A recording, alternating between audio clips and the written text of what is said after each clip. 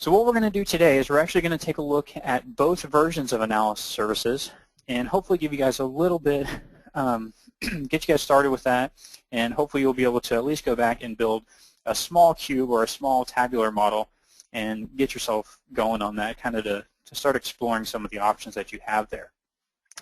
You see there on the screen my contact information. Of course, my name is Bradley. I work for Pragmatic Works. There's my email if you guys have any questions. If you do have any questions throughout the session, though, please feel free to type those in the chat box, and I will do a follow-up blog here in the next day or so where I will give you a link to the recording for this, as all of our sessions are recorded, as well as answer any questions that I don't get to during the session today. Okay. So just to kind of level set expectations here, again, we're going to talk about both tabular and multidimensional. We're going to build a model in each one of those, but we're not going to go into too deep of detail just because we don't really have the time to go into that. If you guys are interested, though, in which one of these two models will better suit your needs, we'll talk very briefly about that, but we actually have a webinar that Devin Knight and Dustin Ryan did for us about 2 weeks ago, I think, and they talked, for the entire hour, they talked about the advantages and disadvantages, or the advantages and limitations of each of the two types of analysis services. So if you are more curious into which one of these is going to better fit your needs, that would be a great webinar to watch. And when I do my follow-up blog, I'll actually put a link to that webinar in there as well for you.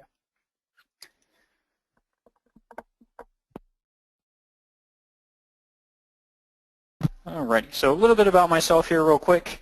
I'm a consultant and trainer at Pragmatic Works. I blog on my, my website there that you saw, as well as bidn.com and SQLServerCentral.com. I work on a couple of books here and there, and I do a lot of speaking events. I actually just got done last night procrastinating long enough to submit my sessions for Summit right before the deadline. And there on the right-hand side, that's how all my blogs get written, by a kitten walking across the keyboard and typing. So they're very quality. All right, so let's talk a little bit here about multidimensional versus tabular before we actually go and we build a couple of these models. So with SQL Server 2012, so I'll give you guys a little bit of background here before we go too much further. With SQL Server 2012, they introduced that right column, that tabular model. Prior to 2012, the only option that we had was the multidimensional.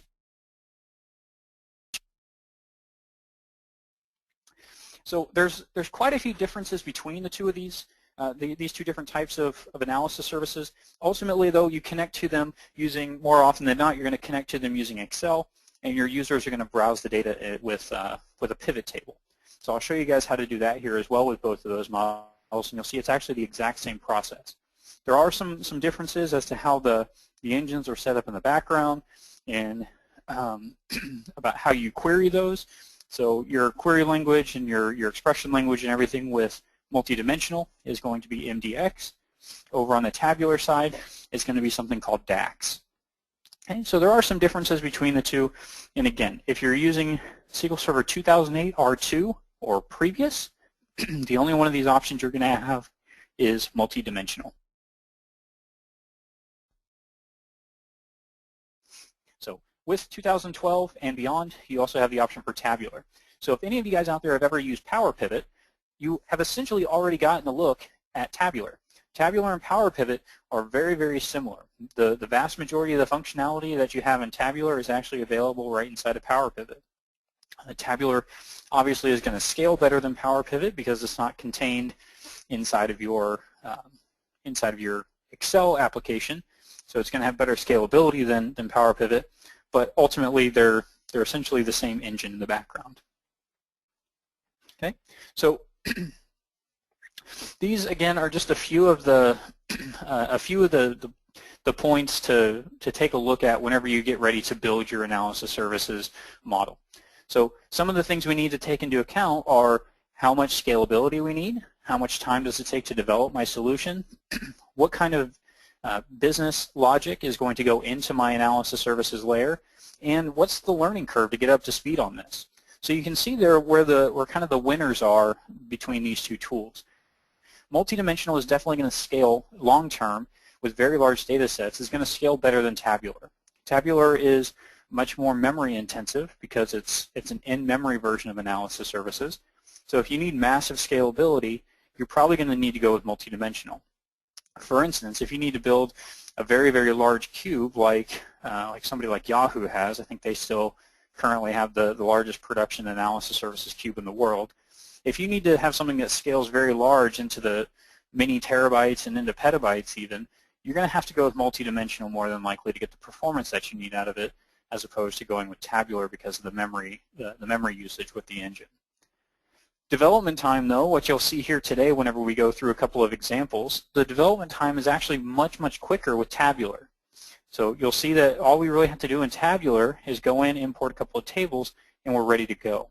There's a lot more back-end work that you have to do on the multidimensional side. So if you just need a quick interim solution for users to be able to go out there and build with, and then maybe you want to explore some options down the road a little bit deeper into multidimensional versus Tabular, just get something out there for your users, Tabular is definitely the way to go.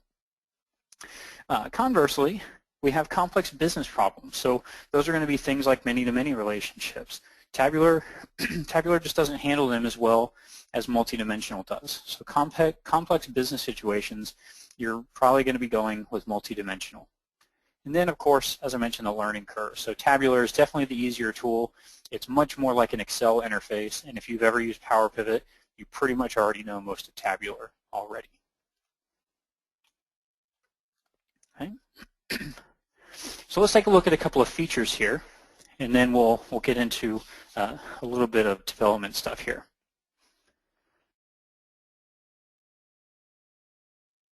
So what you'll notice here is that there actually is a pretty good overlap between some of the features in multidimensional and some of the features of Tabular. In both tools, we can go in and we can create calculated measures. So what we mean by that is something like profit, for instance. If I want to go in and I want to define profit as potentially something like sales minus cost, I can go into either one of these tools and very easily create that calculation.